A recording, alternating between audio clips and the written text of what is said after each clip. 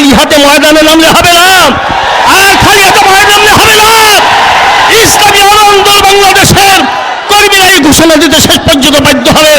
সেই দিনটা ঘন্টা আসার আগেই এই সরকারের সতর্ক হওয়া দরকার। সে মানুষ অনেক সহ্য করেছে, আর সহ্য করতে রাজি না। আর কি সহ্য করতে আপনারা রাজি আছেন নাকি?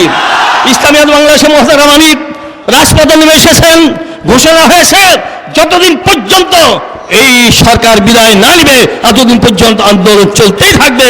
আগামী দিনে যে কোনো আহ্বান আসবে, যত কঠোর কর্মসূচি আসবে, ইনশাল্লাহ সাথে সাথে আমরা সাড়ে দিতে রাজি আছি কিনা? কে রেখেছে? আল্লাহু আকবার। শুধু তাই না, আগামীতে যে সরকার আসবে তাদের জন্য একটা পরামর্শ দিতে চাই, প্রস্তাব রাখতে চাই। এখন থেকে প্রশাসনে কোনো লোক যদি নিয়োগ দিতে হয়, আপনারা বংশমর্যাদা দেখে দিন, উঁচু বংশের না নিচু বংশের এরা দেখে নিয়েন।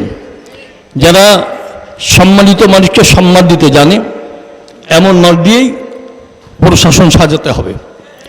ইদানিংকালের ঘটনা আমরা বুঝতে পেরেছি, প্রশাসনে বেশ কিছু সংখ্যক মানুষ আছে তারা মানুষকে যথাযথ সম্মান দিতে পারে না।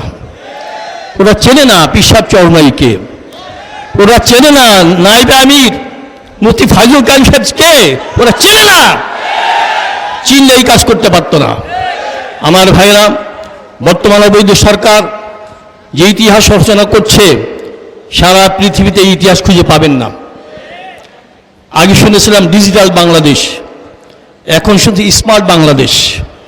তার চিত্র বলতে চাই, আমরা আগে শুনতাম নির্বাচনে জাল ভোট দেওয়া হয়, হ্যাঁ দু একটা দিত, ধরা পড়তো, গ্রেপ্তার করা হতো। এরপর একটু উন্নতি হলো, প্রকাশ্যে সিল দেওয়া শুরু হলো। এরপর আরও একটু উন্নতি হলো, বাক্স চিন্তা শুরু হলো। এরপর আরও একটু উন্নতি হলো, দিনের ভোট রাত্রেবেলা দেওয়া শুরু করছে। এরপর কর্মীদেরকে লাঞ্ছনা করা শুরু করলো, এমনকি পোলিং এজেন্ট দিতে পারবে না এমন পরিবেশ তৈরি করলো। সর্বশেষ তাদের অবদান প্রার্থীকে এমন অবস্থায় ফেলে প্রার্থীর উপর আক্রমণ করে যা পৃথিবীর ইতিহাসে খুঁজে পাওয়া যাবে না। এইটা কি স্মার্ট বাংলাদেশ?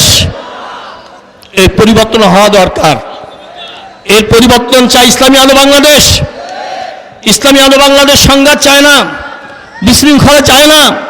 তার প্রমাণ এদেশে একটা শান্তিপূর্ণ অবস্থান তৈরি করার জন্য কিছুদিন আগে আপনারা রেখেছেন সোহরাওয়ার্দী উদ্যানে সকল দল নিয়ে একই স্টেজে হাজির হয়েছেন, পিসাব চরমাই ডাক দিয়েছেন, সকল দল নেতারা এক মঞ্চে এসেছে, আর কেউ পারে না ইনশাআল্লাহ। আর আজকের ব্যতিক্রম দেখেন, মাঠ থেকে সবাই চলে গেছে, যায় নাই হলো ইসলাম আন্দোলনের নেতা কর্মীরা, ওরা মাঠকে দখল করে রেখেছে। আগামীতেও একটা দখল ইনশাআল্লাহ। হ্যাঁ, মাঝে মধ্যে শুনি যখন প্রশাসনের লোকে বলে ঊর্ধ্বতন কর্তৃপক্ষের থেকে আমাদেরকে নির্দেশ দেওয়া হয়েছে, উপরের থেকে বলা হয়েছে। আমাদের কর্মীরা একদিন বলা শুরু করবে হয়তোবা যে আমাদের উপর থেকে নির্দেশ এসেছে, আর খালি হাতে ময়দানে নামলে হবে না, আর খালি হাতে ময়দানে নামলে হবে না। ইসলামী আন্দোলন বাংলাদেশের কর্মীরা এই ঘোষণা দিতে শেষ পর্যন্ত বাধ্য হবে। সেই দিনটা ঘন্টা আসার আগেই এই সরকারের সতর্ক হওয়া দরকার। অতি সত্বর জাতীয় সরকারের আন্ডারে একটা নির্বাচনের ব্যবস্থা করুন, আর ভোট চুরির ব্যবস্থা করবেন না, চেষ্টা করবেন না।